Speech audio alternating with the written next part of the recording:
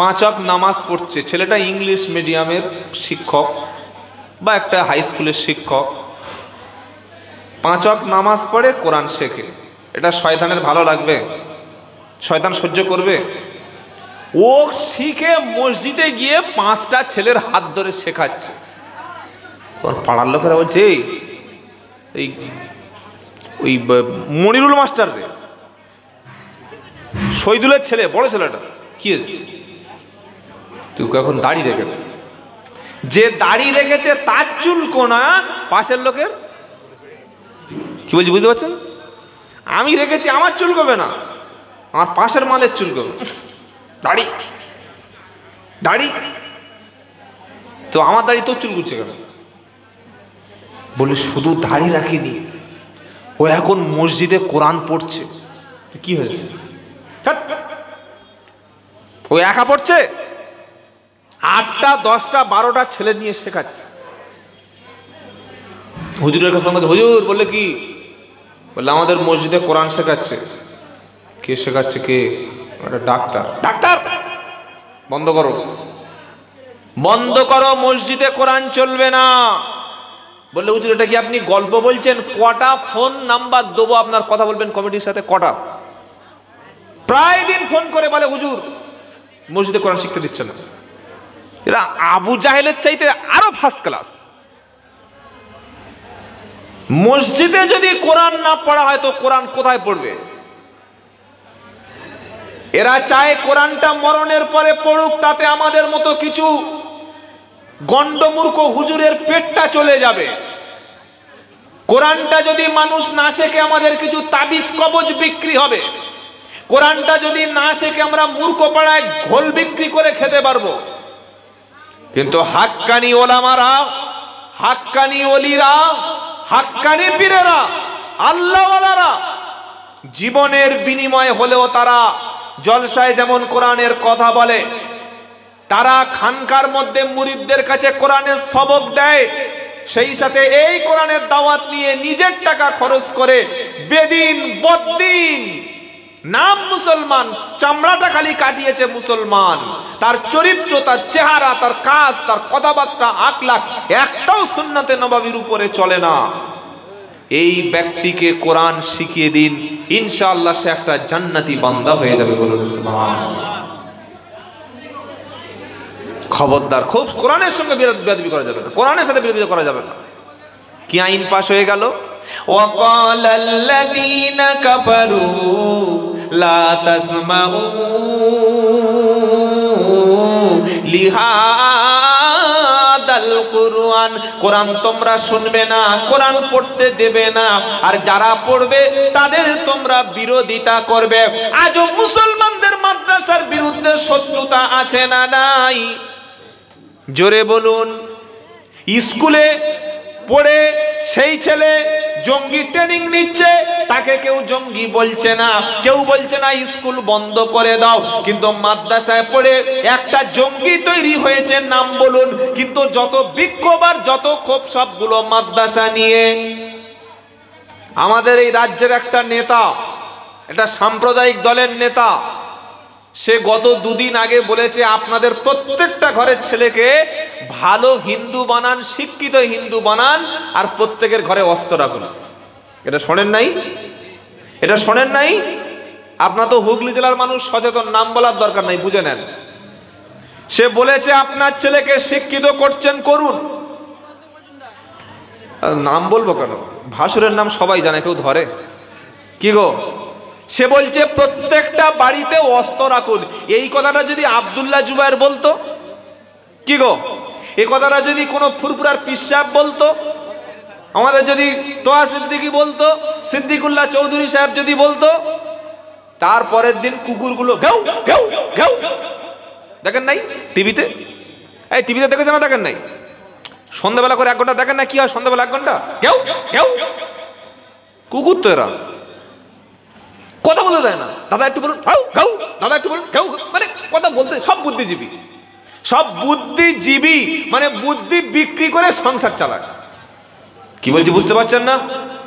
যে মাছ বিক্রি করে সংসার চালায় তার নাম কি ভাই? জেলে। মৎস্যজীবী, জেলে তো অবশ্যই, মৎস্যজীবী যে আইন ব্যবসা করে, আইন বিক্রি করে সংসার চালায়, তার নাম কি? আইনজীবী। আর যে বুদ্ধি বিক্রি করে পেট চালায়, বাচ্চাদের খাবার জোগাড় করে, ওই হারামখোরের নাম কি? জোরে বলুন, বুদ্ধিজীবী। এজন্য টেলিভিশনে যারা বুদ্ধি বিক্রি করে সংসার চালায়, এদের দেখবেন 100-র মধ্যে 99টার মাথায় একটা চুল নাই। বুদ্ধির জ্বালা সব আউট। আরো কত জায়গায় নাই আল্লাহ জানে। কি বুঝলেন? এদের রাগটা মাদ্রাসা নিয়ে, এদের রাগটা মাদ্রাসা নিয়ে। কেন? আজকের ভারতবর্ষের জমিনে স্বাধীনতার জন্য আন্দোলনে সবচাইতে বেশি রক্ত দিয়েছিল ওলামারা। তারা ভালো করে জানে যে আমরা এই দেশকে হিন্দু রাষ্ট্র বানাতে পারবো না যদি আলেমরা ওলামারা বেঁচে থাকে। আলেম ওলামারাই সবচাইতে বেশি দেশপ্রেমিক। এজন্য তাদের প্রথম টার্গেট মাদ্রাসাগুলো বন্ধ করে দাও। এবং আইনও তারা এনেছে, আনে নাই? এই যে ওয়াকাফ আইন, এই আইনটা কি ওয়াকাফ দখল করব না মাদ্রাসা বন্ধ করবো? আপনারা তো বুঝতে পারছেন না। একজন বলল, ভাই তোমার যে ঘরটা বাঁধা আছে 30 লাখ টাকা খরচ করে, ওই ঘরটার জায়গাটা আমার জায়গা, আমার বাপের জায়গা। তার মানে কি ঘরটা তোমার আছে, এটা তুমি প্রমাণ করতে পারবে? আমি বলবো না যে ঘরটা আমার, আমি বলছি ওই জায়গাটা আমার বাপের জায়গা, তোমার বাপ জোর করে দখল করেছে, করে ওই জায়গায় তুমি ঘর বেঁধে আছো, জায়গাটা আমার। জায়গা আমার মানে ঘরটা কার? জায়গাটা আমার মানে ঘরটা আমার। তো মাদ্রাসা, মসজিদ, খানকা, কবরস্থান, গুরু, তারপরে যতগুলো আমাদের ঈদগাহ আছে, বলছে এগুলো ওয়াকাফ সম্পত্তি আমরা দখল করব। তো ওয়াকাফ সম্পত্তির উপরে তোমার বাবার ঘর দাঁড়িয়ে আছে, এখানে মাদ্রাসা আছে, মসজিদ আছে, খানকা আছে, মাজার আছে, কবরস্থান আছে। তাদের সাহস কত বড়! খাজা মঈনুদ্দিন চিশতির কবরটাকে বলছে এটা শিবলিঙ্গ। বলছে কি বলে না? সাহসটা কত বড় দেখেছেন? খাজা মঈনুদ্দিন চিশতির কবরটাকে শিবের লিঙ্গ বানিয়ে ফেলেছে। সেজন্য ঐক্যের সময় আমাদেরকে ইমানের পরীক্ষা দিতে হবে, রুখে দাঁড়াতে হবে। ভেদাভেদের দিন ভুলে গিয়ে ওয়াকাফ বিল যদি পাশ হয়ে যায়, আপনি আর রোহিঙ্গা মুসলমান দুজনের মধ্যে পার্থক্য থাকবে না। জীবন দিয়ে হলেও এই বিলটাকে আমাদের রুখে দিতে হবে। সকলে ইনশাআল্লাহ বলুন, বলুন ইনশাআল্লাহ। কোন পীর সাহেব ডেকেছে, কোন জামাত ডেকেছে, কোন তাবলীগ জামাত ডেকেছে, এটা দেখবেন না। যারা এই ওয়াকাফ বিলের পক্ষে কথা বিলের বিরুদ্ধেই যারা আছে, যারা মসজিদের পক্ষে, মাদ্রাসার পক্ষে, মুসলমানদের পক্ষে আছে, তথা দেশের সংবিধান বাঁচানোর জন্য যারা লড়াই করবে, আমরা সকলে তাদের পাশে আছি। বলি ইনশাআল্লাহ, বলি ইনশাআল্লাহ। খবরদার সব কথা ভুলে যান। তুমি তাবলীগ, তুমি ফুরফুরা, ওসব বলবেন, ওসব কথা বলার সুযোগ আর নাই।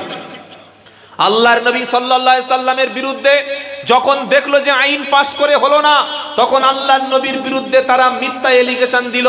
তারা বললে মুহাম্মদ মাজনুন, নাউজুবিল্লাহ। কি বললো?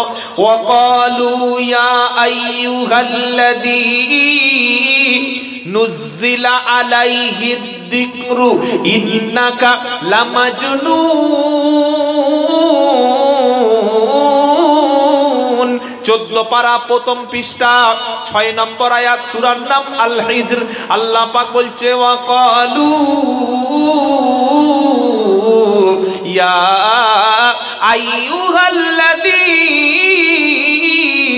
নুজ্জিলা আলাইহিদ যিকরু ইন্নাকা লামাজনুন। তারা বলল, ওরে কোরআন যার উপরে নাজিল হয়েছে, যার উপরে কোরআন এসেছে, ও পাগল ছাড়া অন্য কিছু নয়। আচ্ছা, কেউ যদি পাগল হয়, গ্রামের মানুষ জানবে না, সেই হাওড়ার লোক জানবে? জোরে বলুন। আবু জাহেল বলল, মুহাম্মদ ইসলাম পাগল ছাড়া কিছু না। হজের সময় যখন চলে আসলো, সিরিয়া থেকে, ইরাক থেকে, মিশর থেকে, ফিলিস্তিন থেকে, লেবানন থেকে, বিশ্বের বিভিন্ন দেশ থেকে আইয়ামে জাহিলিয়াতের যুগে হজ ছিল, হাজিরা এসেছে কাবা শরীফ তওয়াফটা করতে। তখন আবু জাহেল, বললাম মিডিয়া ছিল, আবু জাহেল সোশ্যাল মিডিয়ার কাজ করত। প্রত্যেকটা হাজি সাহেবদের তাঁবুতে, মিনায় যখন মিনায় হাজি সাহেবরা অবস্থান করে থাকে, ওখানে ছোট ছোট তাঁবু দেখেন নাই? কি গো বাবাজিরা, লক্ষ লক্ষ তাঁবু।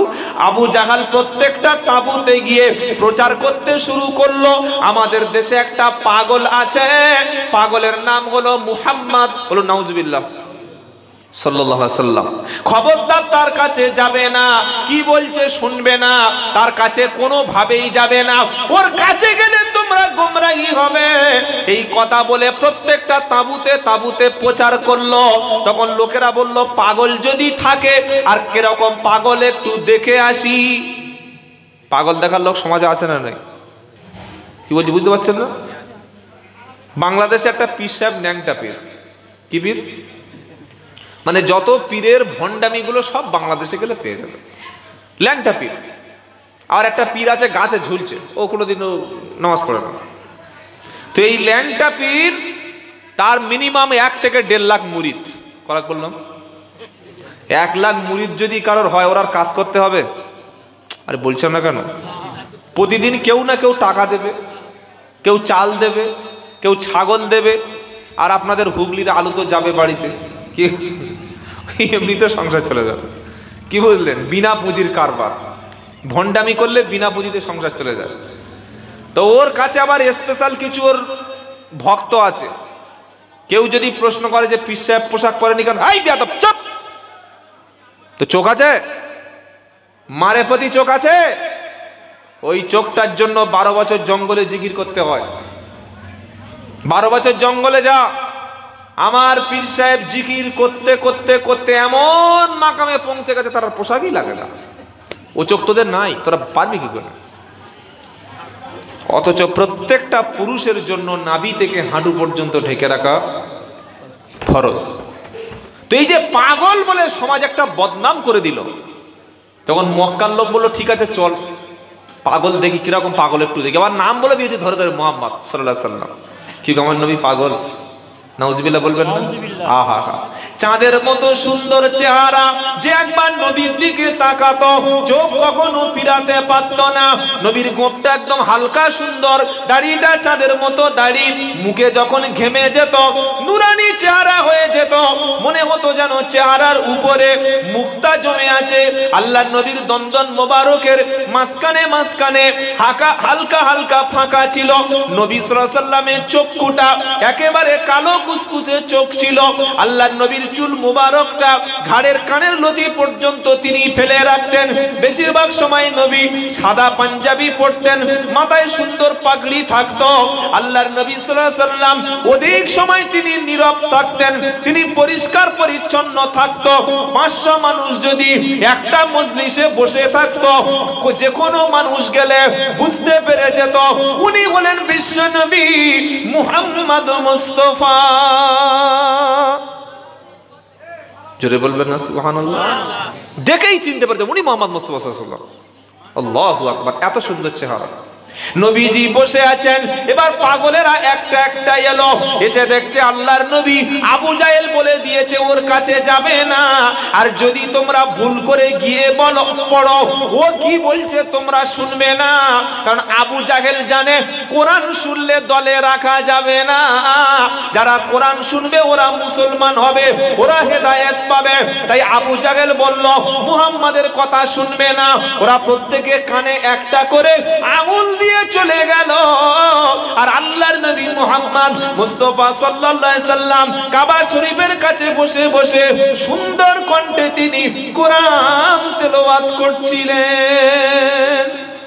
জোরে বলুন না সুবহানাল্লাহ। দূর থেকে যখনই তাদের চোখের ফোকাসটা পড়লো, সঙ্গে সঙ্গে অবাক হয়ে, ইস এত সুন্দর লোক, এ লোক পাগল হতে পারে? পাগলের গোঁফ থাকে বড়, দাড়ি থাকে অবিন্যস্ত, এই বোতামটা এখানে, এই বোতামটা এখানে, একটা পা ফুল প্যান্ট, একটা পা এই পর্যন্ত, আছে না নাই? ময়লা নোংরা আবর্জনা। ও পাগলের সিম্বল দেখলে বোঝা যাবে যে মালটা পাগল। কি যাবে কি যাবে না? যখন ওই নুরানি চেহারাটা বহিরাগত মেহমানদের চোখে পড়েছে, তারা আরো আকৃষ্ট হচ্ছে। সুবহানাল্লাহ, এত আল্লাহর পক্ষ থেকে একটা জ্যোতি। সুবহানাল্লাহ বলতে ইচ্ছা করে না? কি গো বাবাজিরা, তারা বললে এই পাগল নয়, তো এক কাজ কর, পাগল যখন নয় তো কি বলে একটু শুনে দেখি। কি বলে একটু শুনে দেখি। সঙ্গে সঙ্গে কান থেকে আঙ্গুল খুলে ফেলেছে, আর নবী পড়েই যাচ্ছে কি আর রহমান আল্লামাল কুরআন খলাকাল ইনসানা আল্লামাহুল বায়ান আশ-শামসু ওয়াল কামারু বিহুসবান ওয়ান নাজমু ওয়াশ-শাজারু ইয়াসজুদান ওয়াস-সামাআ রাফাআহা ওয়া ওয়াদাআল মিজান আল্লা তাতগাউ ফিল মিজান ওয়া আকিমুল ওয়াজনা বিল কিসতি ওয়া লা তুখসিরুল মিজান ওয়াল আরদা ওয়াদাআহা লিল আনাম ফিহা ফাকিহাতু ওয়ান নাখলু দাতুল আকমাম ওয়াল হাব্বু দুল আসফি ওয়ার রাইহান ফাবিআইয়ি আলাই রাব্বিকুমা তুকাযযিবান। আল্লাহু আকবার। আরো পড়েই যাচ্ছে। নবী তো আর জানে না যে ওরা এই পাগল দেখতে এসছে, তুমি কি জানে? আরে বলছেন না কেন? আবার পড়ছে কোত্থেকে? 15 পারা। সুবহানাল্লাযী আসরা বিআবদিহি লাইলাম মিনাল মাসজিদিল হারামি ইলাল মাসজিদিল আকসা মাসজিদিল আকসাল্লাযী বারাকনা হাওলাহু লিনুরিয়াহু মিন আয়াতিনা ইন্নাহু হুয়াস সামিউল বাসীর। আল্লাহু আকবার বলতে মন চায় না? ওরা যখন এমন কালাম শুনলো, তারা বলল এমন কথা বাপের কাছে শুনিনি, জীবনে কখনো শুনিনি। কারণ কালাম হলো আল্লাহর। তারা কোরআন শুনলো, কানের মধ্য থেকে আঙ্গুলগুলো খুলে ফেলে দিয়ে নিজেদের অজান্তে তারা পড়ে নিল লা ইলাহা ইল্লাল্লাহ, লা ইলাহা ইল্লাল্লাহ, লা ইলাহা ইল্লাল্লাহ মুহাম্মাদুর রাসূলুল্লাহ সাল্লাল্লাহু। যতই শুনি কোরআন আমি, যতই শুনি কোরআন আমি, ততই মধুর লাগে। আর কোরআন পড়লে মুসলমানের তবে তো ঈমান জাগে। সুবহানাল্লাহ বলার দরকার নাই। মার্চ মাসে, রমজান মাসে আবার সুবহানাল্লাহ বলবে, যেটা বলুন না সুবহানাল্লাহ। যতই কোরআন পড়ি আমি ততই ভালো লাগে, যতই কোরআন পড়ি আমি ততই ভালো লাগে। আর কোরআন শুনলে মুসলমানের তবে তো ঈমান জাগে।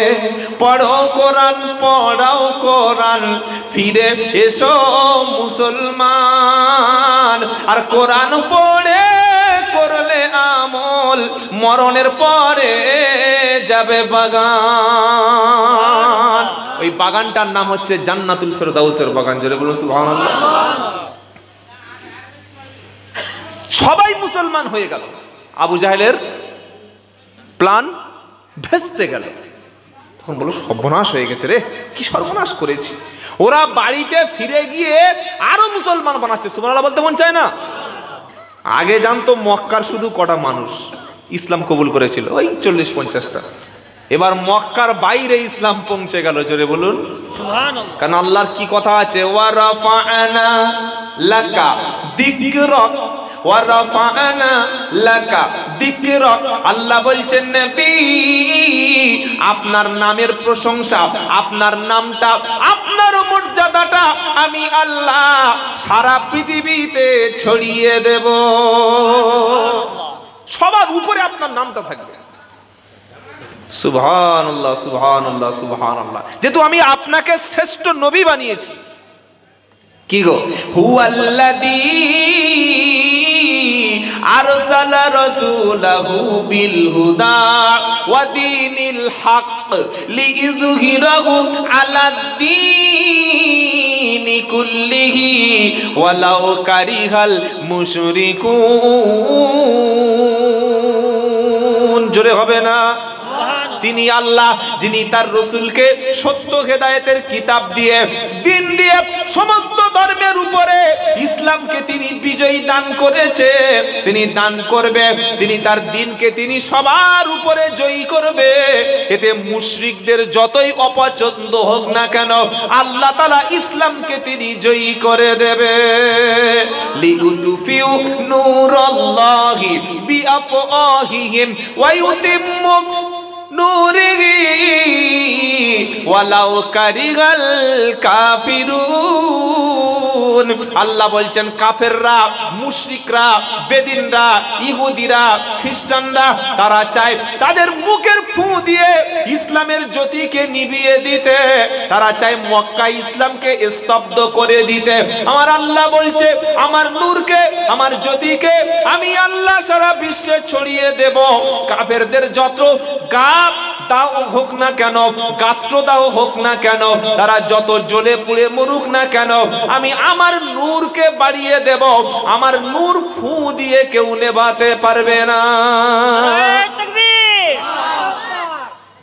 নারায়ে তাকবীর, আল্লাহু আকবার, নারায়ে তাকবীর, আল্লাহু আকবার, মদিনা শরীফ কি জিন্দাবাদ, নারায়ে তাকবীর, আল্লাহু আকবার। এই আল্লাহ ওয়ালা ভাইরা বাবাজিরা, যদি কোনো ব্যক্তি সাইকেল নিয়ে বলে আমি ট্রেনের সঙ্গে ধাক্কা মারব, হ্যাঁ ট্রেনটা দুমড়ে মুছড়ে, ট্রেনটা দুমড়ে মুছড়ে, আরে বলছেন না কেন? তুমি সামান্য, হ্যাঁ তুমি ক্ষমতা এসে বলছে ওয়াকফ সম্পত্তি নেব, মাদ্রাসা বন্ধ করব। তোমার বাবা ছিল ফেরাউন, পারেনি। আবু জাহেলের পুরো পাওয়ার পারেনি, মক্কায় পারেনি, মদিনায় পারেনি, কেউ পারেনি। আল্লাহ বলছে আমার তোমরা চাইছো তোমাদের ফু দিয়ে আমার নূরকে স্তব্ধ করে দিতে, আর আমি আল্লাহ বলছি সারা পৃথিবীতে ইসলাম ছড়িয়ে দেবো। সুবহানাল্লাহ বলতে মন চায় না? সুবহানাল্লাহ।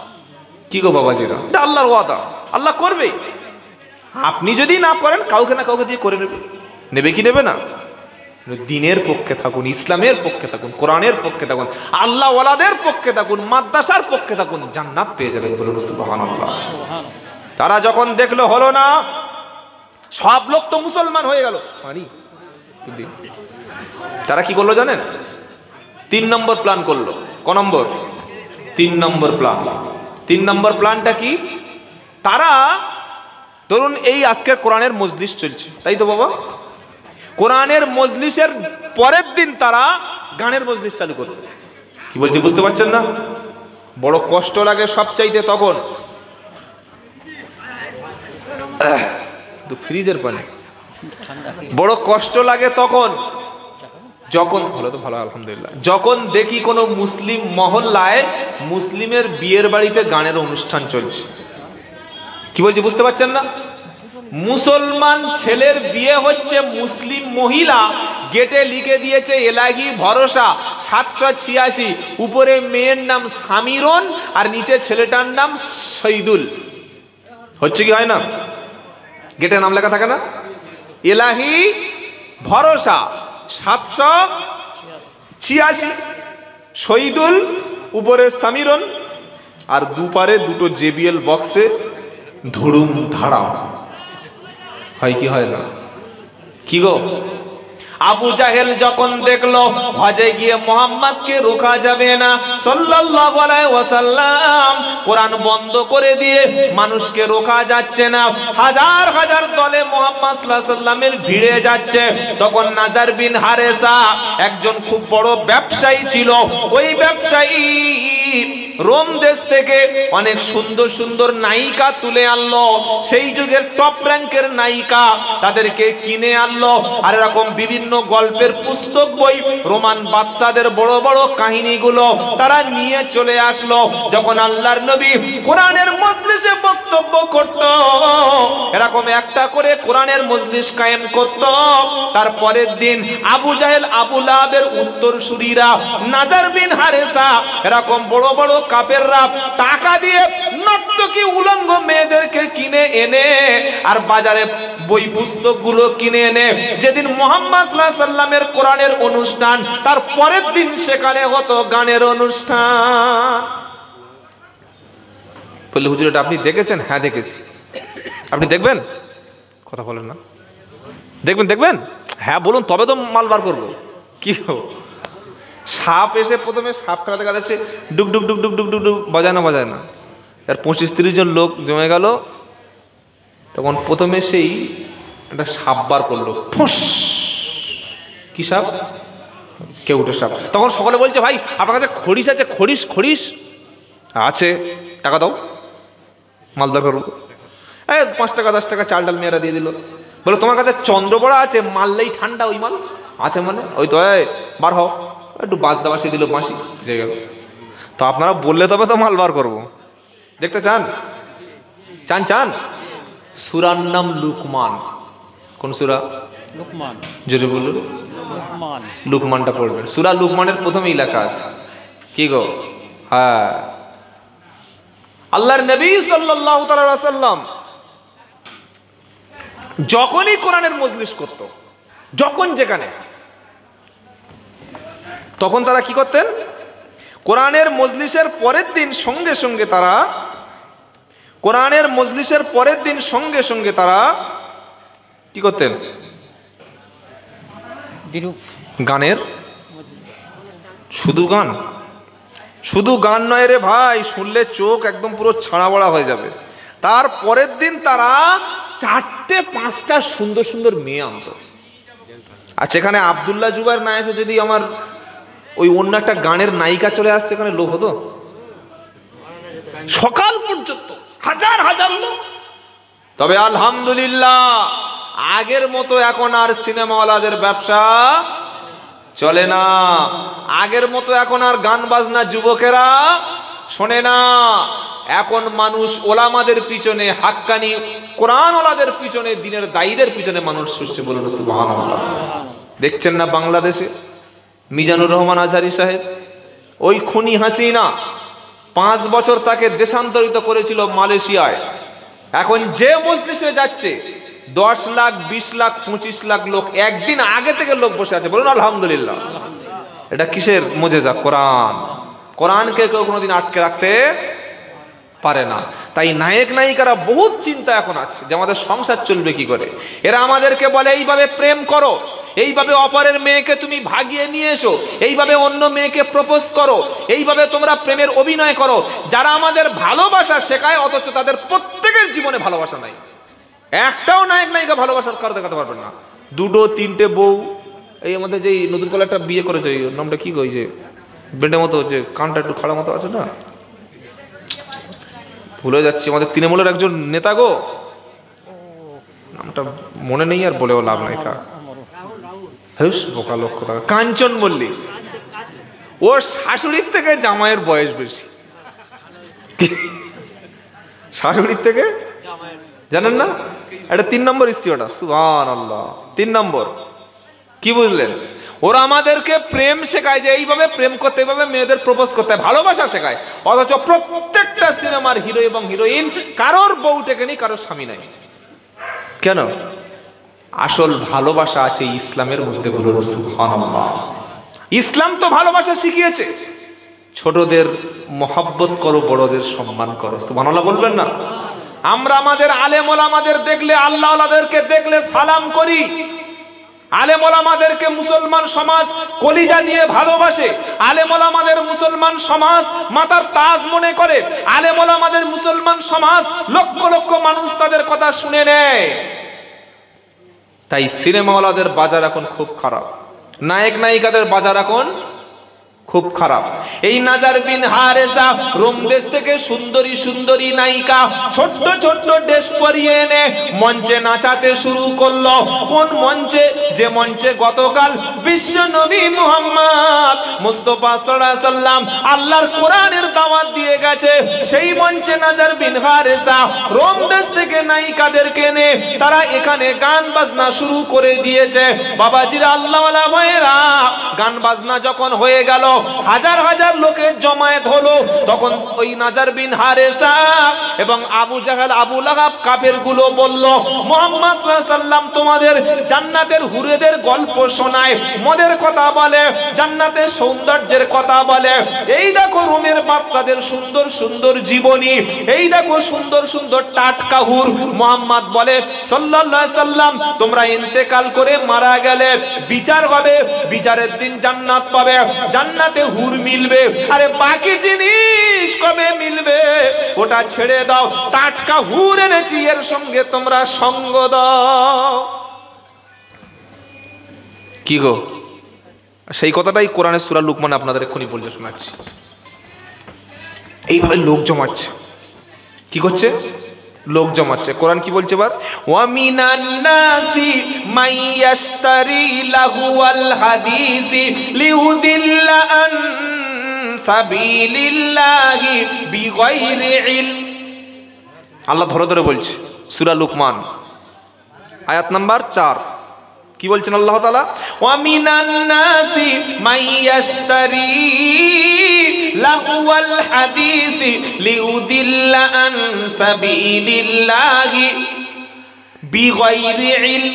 আহা, মানুষের মধ্যে কিছু মানুষ তারা বাজার থেকে এমন কিছু খরিদ করে এনেছে, কিছু নায়িকা খরিদ করলো, কিছু গান বাজনা খরিদ করলো। আল্লাহর নবীর কোরআনের মজলিসটা যেখানে চালু হতো, তারপরের দিন মহিলারা সেখানে নর্তকী করত, তারপরের দিন তারা বিভিন্ন পুস্তক, বিভিন্ন লিফলেট তারা বিলি করত, আর তারা বলতো মুহাম্মদ তোমাদেরকে হুরের কথা বলে। এটা সরাতে হবে। এটা চা খেতে গিয়ে সে আরেক ঝামেলা, তাহির সাহেবের মতো। এটা সরিয়ে আমি ধরে রাখছি। কি করবো? ঠিক আছে, এই ঠিক আছে, ঠিক আছে। এই বাবু চেয়ারটা সরিয়ে দাও। একবার তাকবীর দেন দেখি, নারায়ে তাকবীর, নারায়ে তাকবীর।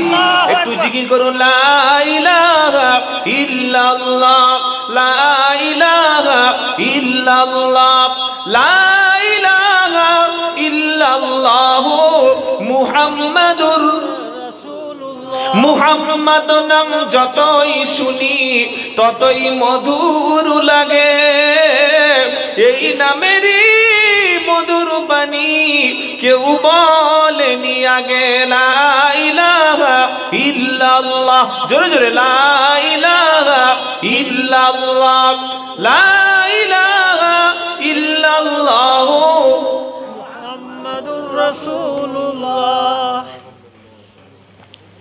ওয়ামিনান নাসি মাইয়াশতারি লাহুয়াল হাদিস। লাহুয়াল হাদিস বলা হয় গান বাজনা।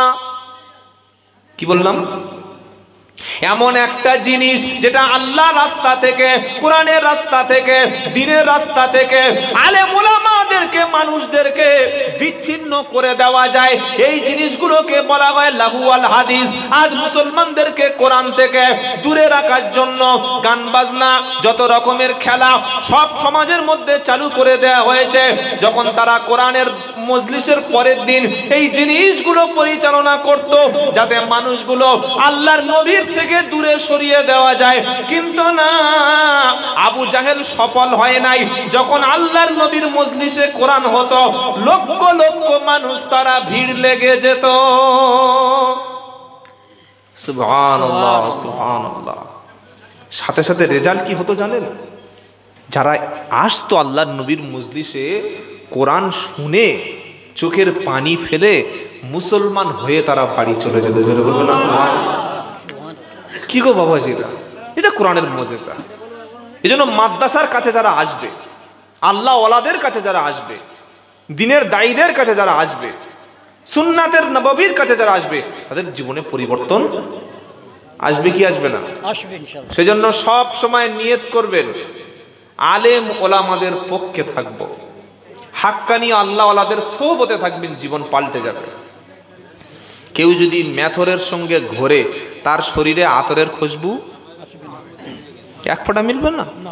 হ্যাঁ, মেথরের বিবি বাজারে গিয়েছে, তোমাদের লোক বাড়ি এসছে না গো, বললে কই না তো, না বলো বাইরে বস। মেথরের বিবির গায়ে মেথরের যে ওই সেন গন্ধ আছে না নাই? বুঝতে পারছেন না কি বললাম? যারা পায়খানা পরিষ্কার করে তাদের বিবির কাছে ওই মালের সেন পাওয়া যাবে। আর যে আতর বিক্রি করছে বাজারে বসে, আপনি কেনার দরকার নাই, মাখার দরকার নাই, ওর সামনে গিয়ে আধ ঘন্টা বসুন, চলে আসলে সেন আছে না নাই? আছে না নাই? কোরআন হলো আল্লাহর পক্ষ থেকে জান্নাতি সুবাস। বলুন সুবহানাল্লাহ। এর কাছে বসলে সেন পাবেন। সেই সুঘ্রাণটা হলো জান্নাতি সুঘ্রাণ। কিসের সুঘ্রাণ? এই যে হাফেজগুলো পাগড়ি পেল, যে হাফেজগুলো পাগড়ি পেল, চারটিখানি ব্যাপার নয়। মাথায় একটা সাদা কাপড় ওস্তাদরা আমরা ওলামারা জড়িয়ে দিলাম, না আড়াই তাকবীর মনে করলাম না, এ তো দুনিয়ায় 250-200 টাকা দামের কাপড়ের পাগড়ি পেল। আর এর বাপ আর এর মা কিয়ামতের দিন আল্লাহর পক্ষ থেকে একটা নূরের তৈরি পাগড়ি পাবে। জোরে বলুন সুবহানাল্লাহ। গোটা আরামবাগের মানুষ, কামারপুকুরের মানুষ, গোঘাটের মানুষ, আপনাদের এই কি জানো গ্রামটার নাম? অনুপনগরের মানুষ ফেল ফেল করে, আল্লাহ ইয়ে কে, কোন দলের লোক? ফুরফুরা শরীফের লোক, না তবলিগ জামাতের, না বেরিলি, না আজান গাজী, না কে এটা, না দেওবন্দি, কে? আল্লাহ বলবে ওদের কোনো পরিচয় নাই, ওদের একটাই পরিচয়, ওরা ওদের সন্তানকে কোরআনওয়ালা বানিয়েছিল। বলুন সুবহানাল্লাহ। ওরা নিজেরা হয়তো আলেম ছিল না, নিজেরা হাফেজ ছিল না, নিজেরা মাওলানা ছিল না, কিন্তু এই অনুপনগর মাদ্রাসায় কোরআনের মহব্বতে, কোরআনের ভালোবেসে, দিল থেকে কোরআনকে ভালোবেসেছিল, কোরআনকে ভালোবেসে সন্তানকে মাদ্রাসায় দিয়েছিল। বাপের জীবনে সবচাইতে বড় সৌভাগ্যের দিন যেদিন ছেলের মাথায় হাফেজে কোরআনের পাগড়ি উঠবে। জোরে বলুন সুবহানাল্লাহ। আর কিয়ামতের দিন সবচাইতে ছেলের জন্য সৌভাগ্যের দিন যেদিন ছেলের কারণে বাপের মাথায় আল্লাহর নূরের পাগড়ি উঠবে। বুঝতে পারলে তো সুবহানাল্লাহ বলতেন? জোরে বলুন না সুবহানাল্লাহ। সুবহানাল্লাহ। দুনিয়ায় বাপ দেখছে ছেলের মাথায় কোরআনের পাগড়ি, দেখছে কি দেখে না? আর আখেরাতে দেখবে বাপের মাথায় আল্লাহর পক্ষ থেকে নূরের পাগড়ি। সুবহানাল্লাহ। সেদিন লোক জিজ্ঞাসা করবে, আল্লাহ এই লোকটা কি এমন আমল ছিল, তার কোনো বাতেনি আমল ছিল, তাহাজ্জুদ, কোন ইবাদত, কিসের ইবাদতে সে এমন করলো?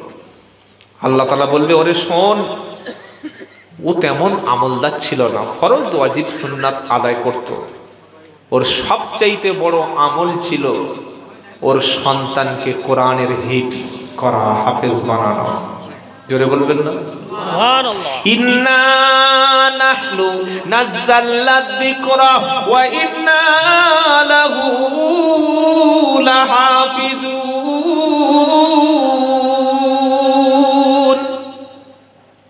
14 পারা প্রথম পৃষ্ঠা 6 নম্বর লাইনের 9 নম্বর আয়াত, সূরার নাম সূরা আল হিজর। আমার আল্লাহ বলছে, বান্দা নিশ্চয়ই আমি আল্লাহ কোরআন নাজিল করেছি, ওটার হেফাজতের দায়িত্ব আমি আল্লাহ স্বয়ং নিজেই নিয়ে নিলাম। সুবহানাল্লাহ। পৃথিবীর জমিনে অসংখ্য আসমানি কিতাব ছিল, তাওরাত, সাবুর, ইনজিল আর সহিফা। কোন কিতাবের দায়িত্ব জিম্মাদারি আল্লাহ নেবেছেন বলে এরকম কোনো গ্যারান্টি কোনো কিতাবে নাই। কি গো? কিন্তু আল্লাহ তাআলা তিনি বলেছেন কোরআনের দায়িত্ব আমার।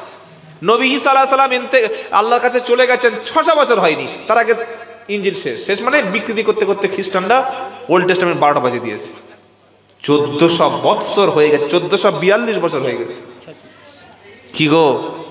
আজও পর্যন্ত নবীর যুগে যেভাবে কোরআনের অক্ষরগুলো বা তেলাওয়াত যেভাবে ছিল, সামান্য পরিবর্তন হয়েছে? হ্যাঁ বা না বলুন? 2030 সালে একটু পাল্টে যাবে। কেন যাবে না? হাফেজদের জন্য। ইন্না নাহনু নাযালনা যিকরা ওয়া ইন্না লাহু লাহাফিজুন। আমার আল্লাহ বলছেন, নিশ্চয়ই আমি আল্লাহ এটাকে নাজিল করেছি, হেফাজতের দায়িত্ব আমি আল্লাহ স্বয়ং নিজে আমি হাতে নিয়ে নিলাম। একবার সকলে জোরে বলুন সুবহানাল্লাহ। আপনার সন্তান ডাক্তার করুন, মাস্টার করুন, ইঞ্জিনিয়ার করুন, প্রফেসর করুন, আপনার ছেলেকে সাংবাদিক বানান, সব কিছু নির্দিষ্ট বয়স হবে, কিন্তু আপনার সন্তানটা জন্মের পরে যখন কথা বলতে শিখবে 3 থেকে 4 বছর বয়স, ওই সময় আপনার সন্তানটা আগে আসবে মাদ্রাসায়, 2 থেকে 2.5 বছর সময় লাগবে, 1 থেকে 1.5 বছর সময় লাগবে, 4 থেকে 5 বছর কিংবা 6 বছরের ছেলেকে একটু মাদ্রাসায় পাঠিয়ে দিন। মাদ্রাসায় এসে সর্বপ্রথম ওই ছেলেটা 2 থেকে 3 বছর হাফেজদের কাছে বসে 30 পারা কোরআনটা মুখস্থ করে নেবে, নবীর সুন্নাতটা শিখে নেবে, মাথায় টুপিটা উঠে যাবে, পেশাব করার নিয়মটা শিখে নেবে, গোসল করার নিয়মটা শিখে নেবে, নবী কিভাবে খাবার খেত ওই তরিকাটা জেনে নেবে, নবী কিভাবে ঘুমাতেন ওই তরিকাটা জেনে নেবে, নবী কিভাবে মানুষের সঙ্গে কথা বলতেন ওই তরিকাটা শিখে নেবে। আমার আপনার ছোট্ট বাচ্চা ছেলে 2 বছর যখন নবীর শোয়াটা শিখে নেবে, নবীর ঘুমানোটা শিখে নেবে, নবীর কথা বলার স্টাইলটা শিখে নেবে, নবীর মতো চুল কাটার স্টাইলটা শিখে নেবে, নবীর মতো নামাজটা শিখে নেবে।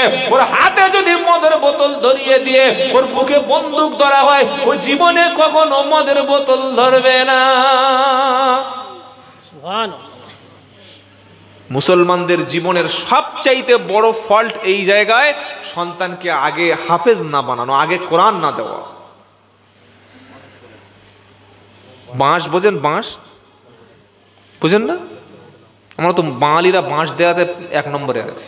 কে কার দেবে এইটা প্রতিযোগিতা চলছে। বাঁশ বোঝেন না? এই বাঁশ যখন বাচ্চা থাকে, ছোট থাকে, তখন যেদিকে সেদিকে ঘোরানো। কাঁচা বাঁশ ঘোরানো যায় কি যায় না? 12:30 12টায় আমাদের প্রোগ্রাম শেষ। ইস, ঠিক আপনি কিছু বলছেন না? ঠিক আছে, না দোয়া করে দেয়। বিয়ের বয়স পার হয়ে গেলে তো বাপ বিয়ে দিয়ে দেয় না। ভালো লাগলে হবে না, ফজরের নামাজ আছে। কি গো বাবাজি? একটা গজল বলুন। আচ্ছা ঠিক আছে, বলবো। এই কথাটা বলে আমি শেষ করে দিচ্ছি। বাবাজিরা, আল্লাহ আল্লাহ ভাইরা, আমাদের সমাজের জীবনের সবচাইতে ভুল ব্যর্থতা যে আমি আমার সন্তানকে কোরআন শিক্ষা থেকে বঞ্চিত করে দিয়েছি। কি বলছি বুঝতে পারছেন? আপনার সন্তানের জীবনের শুরুতে যে কোরআন থেকে, জীবন থেকে বঞ্চিত করে দিয়েছেন, মানে ওর জান্নাতে যাওয়ার রাস্তাটা কেটে দিয়েছেন। যত পীর, তামাম বিশ্বের জমিনে নাম করা পীর, বড় পীর আব্দুল কাদের জিলানী রহমতুল্লাহ আলাইহ, খাজা মহিউদ্দিন চিশতি রহমতুল্লাহ আলাইহ, বসিরহাট আল্লামা রুহুল আমিন রহমতুল্লাহ আলাইহ, মাওলানা আশরাফ আলী থানভী রহমতুল্লাহ আলাইহ, কাসেম নানুদবী রহমতুল্লাহ আলাইহ, আনোয়ার শাহ কাশ্মীরি রহমতুল্লাহ আলাইহ, সুফি ফতেহ আলী ওয়াইসি রহমতুল্লাহ আলাইহ, মুজাদ্দেদ জামান আবু বকর সিদ্দিক রহমতুল্লাহ আলাইহ, এদের জীবনের প্রথম যে শিক্ষাটা ছিল, সেই শিক্ষাটা হচ্ছে কোরআনের শিক্ষা। হিফজ করেছিল জীবনে। বলুন সুবহানাল্লাহ। সুবহানাল্লাহ। আপনি যদি চান যে আপনার সন্তানটা মুসলমান হয়ে বেঁচে থাকুক, খ্রিস্টান না হয়ে মারা যাক। আজ আমাদের ছেলেরা তো নাস্তিক, এরা টুপি দাড়ি দেখলে ঠাট্টা করে, হিজাবকে ঘৃণা করে, আলেমা আমাদেরকে অপমান করে। করে কি করে না? শ্বশুর বাড়ি গেছে, শ্বশুর হাজি সাহেব, জামাই নামাজ পড়তো, তো বিয়ের আগে দাড়ি ছিল মোটামুটি অল্প, আমার মতো অত না হলে হালকা 2-4টে ছিল। বিয়ের সময় বোনাইরা বলছে দাড়িটা চেঁচে একবার বিয়ে করতে যায়। বলে কি বলে না? দাড়ি নিয়ে বিয়ে করতে যায়, একটা বাসর ঘরে দাড়ি যায়। হ্যাঁ ঠিক। বউ কি শ্বশুর তো নামাজি আল্লাহওয়ালা, দিকে আগুন। জামাই তুমি কি সর্বনাশ করেছো, কি সর্বনাশ করে দাড়ি চাঁদলে কেন? বললে আমার বোনাইরা বলেছে। কি বলেছে? জোরে বলুন। কিন্তু এই ছেলের মধ্যে যদি একটু কোরআন থাকতো, একটু যদি আলেম বা হাফেজদের সোহবত থাকতো, চাঁচবে? এই মুরব্বী বসে আছে, এনার যদি 2 কোটি টাকা দেওয়া হয় চাঁচবে? আমার তো ফাঁসি দিলে আমি দাড়ি চাঁচবো না। বলুন সুবহানাল্লাহ। সুবহানাল্লাহ। কেন? আমি আব্দুল্লাহ জুবাইর যেদিন মারা যাব, এই টুপিটা খুলে নেবে, পাঞ্জাবি খুলে নেবে, পাজামা খুলে নেবে, তাসবিহ কেড়ে নেবে। একটাই মাত্র সিম্বল, আমি কবরে ফেরেশতাদের বলবো, ফেরেশতা মাফ করে দাও, বিশ্বনবীর দাড়িটা আমার মুখে ধারণ করতে পেরেছিলাম। জোরে বলুন সুবহানাল্লাহ। নারায়ে তাকবীর। যুবকেরা, তরুণেরা, আল্লাহওয়ালা ভাইয়েরা, আমাদের ছেলেরা নাস্তিক, সেই শিক্ষা তাদেরকে দেয়া হচ্ছে। স্কুলে পড়ানো হচ্ছে মানুষ এসেছে বাঁদর থেকে, শিম্পাজি থেকে, ওরাংওটা থেকে। থিওরিটা কার? Mister Charles Darwin. এই ছেলে জলসায় যখন শুনছে যে মানুষ আদম আলাইহিস সালাম থেকে এসছে, তখন বলছি গাঁজাখোরের বক্তা, আমাদের বইতে লেখা আছে মানুষ শিম্পাজি থেকে এসছে, মানুষের বিবর্তনবাদ, আর এই বলছে মানুষ মাটির থেকে, আদম থেকে। ঈমান থাকবে? কোরআনের একটা বাক্যকেও যদি অস্বীকার করে ঈমান থাকবে? থাকবে না। স্কুলে বাচ্চাদের পড়ানো হচ্ছে পর্দা হচ্ছে আগেকার সে যুগের কথা। জীবনে ডেভেলপ করতে গেলে পর্দা পুষিত সব ছেড়ে দাও, জিন্স প্যান্ট পরে রাস্তায় আমাদের আধুনিক হও, তবে তোমার সমাজ বাঁচবে। সাথে সাথেই নাস্তিক হয়ে যাবে। সেজন্য মনে করি এই মাদ্রাসায় যে ছাত্রগুলো পাকড়ি পেল, এটাই বলে আমি আমার কথা শেষ করছি, এরা আমাদের প্রত্যেকের মাথার তাজ। আগামীতে আজকের নিয়ত করুন, যদি ছেলে বাড়িতে থাকে, কাল সকালে সে আপনার ছাত্রটাকে, সন্তানকে হাফেজ বানাবে। আর যাদের সন্তান হয় নাই, আল্লাহর কাছে নিয়ত করুন, ওগো রব্বুল আলামিন, আল্লাহ যেদিন আপনি আমার সন্তান দেবেন, আমি আমার সন্তান ডাক্তার বানাবো, মাস্টার বানাবো, ইঞ্জিনিয়ার বানাবো, কিন্তু প্রথম যে শিক্ষাটা দেব ওই শিক্ষার নাম হলো কিসের শিক্ষা? কোরআন। আপনি আজকের কোরআন শিক্ষা দেবেন, সারা জীবন আপনার সন্তান আপনাকে পীরের মতো শ্রদ্ধা করবে। জোরে বলুন সুবহানাল্লাহ। আল্লাহ আমাদের মাদ্রাসাটাকে কবুল করুক, ওস্তাদদের কবুল করুক, আলেম ওলামাদের কবুল করুক। আমি এতক্ষণ কথা বলে কোরআনের যে বক্তব্যটা আপনাদের কাছে পেশ করছিলাম, যে কোরআনের বিরোধিতা করে কেউ আজকে টিকতে পারেনি। যত বিরোধিতাকারী সব শেষ হয়ে গেছে, কিন্তু আলেম ওলামারা, সে যে দলের আলেম ওলামা হোক, আল্লাহ তাদের সম্মান আরো উপরে তুলে দিয়েছে। বলুন সুবহানাল্লাহ। সেজন্য হাক্কানি ওলি, হাক্কানি পীর, তাদের সোহবতে থাকবেন। যদি কেউ দিন শেখাতে আসে আপনার এলাকায়, বিরোধিতা করবেন না। আলেম ওলামা পীর মাশায়েখদের সোহবতে বসবেন, হাক্কানি ওলামাদের মজলিসে বসবেন, ইনশাআল্লাহ আপনার মধ্যে, চরিত্রের মধ্যে ঈমানের একটা চিহ্ন ফুটে উঠবে। জোরে বলুন সুবহানাল্লাহ। দেখ সবাই বলেছেন মানে ছোট্ট করে একটা গজল বলেই বিদায় নিই। সে গজলটার অন্য কিছু নয়, সেটা হলো ওই কোরআনকে নিয়ে। কাকে নিয়ে বলবো? কি গো? কোরআনকে নিয়ে বলি। যদি আগুন লেগে ধ্বংস হয় পৃথিবীর সব বইয়ের দোকান, তবু বিশ্ব থেকে হারাবে না পবিত্র কোরআন। নারায়ে তাকবীর। এই যে গজলটা বলছি, এটা কিন্তু আমার বানানো না। এটা আবার লিখেছেন যিনি, তিনি একজন হিন্দু মানুষ, বাংলাদেশে বাড়ি, তার নাম নকুল কুমার বিশ্বাস। কোরআনের প্রতি সব জাতি কোরআনের শ্রদ্ধা করে, সুবহানাল্লাহ বলবেন না?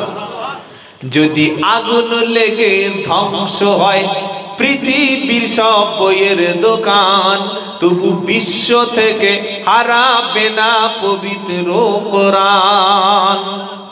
যদি আগুন লেগে ধ্বংস হয় পৃথিবীর সব বইয়ের দোকান, তবু বিশ্ব থেকে হারাবে না পবিত্র কোরআন। কোরআন ধ্বংস করবে কেমন করে, ওগো কোরআন ধ্বংস করবে কেমন করে আগুনেরই তেজ। আজ বিশ্ব ভরা লক্ষ কোটি কোরআনের হাফেজ। কোরআন, ওগো কোরআন ধ্বংস করবে কেমন করে আগুনেরই তেজ। আজ বিশ্ব ভরা লক্ষ কোটি কোরআনের হাফেজ। তারা ছাপিয়ে আসমানি গ্রন্থ, বাঁচাবে ইসলামের ঈমান। বিশ্ব থেকে হারাবে না পবিত্র কোরআন, বিশ্ব থেকে হারাবে না পবিত্র কোরআন। যদি আগুন লেগে ধ্বংস হয় পৃথিবীর সব বইয়ের দোকান, তবু বিশ্ব থেকে হারাবে না পবিত্র কোরআন। কোরআন নিয়ে কত লোকে করলো আদালতে কেস, লিখলো সালমান রুশদি বিদ্বেষ পূর্ণ স্যাটানিক ভার্সেস। তবু আল কোরআনের নূরের বাতি সারা বিশ্বে হয়নি ম্লান, তবু বিশ্ব থেকে হারাবে না পবিত্র কোরআন। নারায়ে তাকবীর। যদি আগুন লেগে ধ্বংস হয় পৃথিবীর সব বইয়ের দোকান, তবু বিশ্ব থেকে হারাবে না পবিত্র কোরআন। ওগো পাকিস্তানের জিয়া মরল দুর্ঘটনায় ভাই, ওগো পাকিস্তানের জিয়া মরল দুর্ঘটনায় ভাই। বিমান ক্রাশ করে মারা গিয়েছিল, আর পকেটে কোরআন ছিল, কোরআন পড়ে নাই। সুবহানাল্লাহ বলবেন না? জানে, হয়তো জানে। কি গো, পাকিস্তানের জিয়া মরল দুর্ঘটনায় ভাই, তার বিমান পুড়ে ছাই হয়েছে, কোরআন পড়ে নাই। পৃষ্ঠা যেমন ছিল তেমন আছে, পাতা যেমন ছিল তেমন আছে, একটি অক্ষর হয়নি ম্লান, বিশ্ব থেকে হারাবে না পবিত্র কোরআন। যদি আগুন লেগে ধ্বংস হয় পৃথিবীর সব বইয়ের দোকান, তবু বিশ্ব থেকে হারাবে না পবিত্র কোরআন। কোরআন ধ্বংস করতে চায় যাহারা, জানে না তাহারা। কোরআন ধ্বংস করতে চায় যাহারা, জানে না তাহারা। এই কোরআনের প্রতিটা পাতা সদা ফেরেশতারা দিচ্ছে পাহারা। এটি হলো বিশ্ব নবীর সবচাইতে বড় মনের ধন, তাই বিশ্ব থেকে হারাবে না পবিত্র কোরআন। নারায়ে তাকবীর। কোরআন দুনিয়ায় আগুনে যেমন পড়ে না, ওটা সিনার মধ্যে যারা নেবে জাহান্নামে তারা পুড়বে না। জোরে বলুন দরুদ শরীফ। আল্লাহুম্মা সাল্লি আলা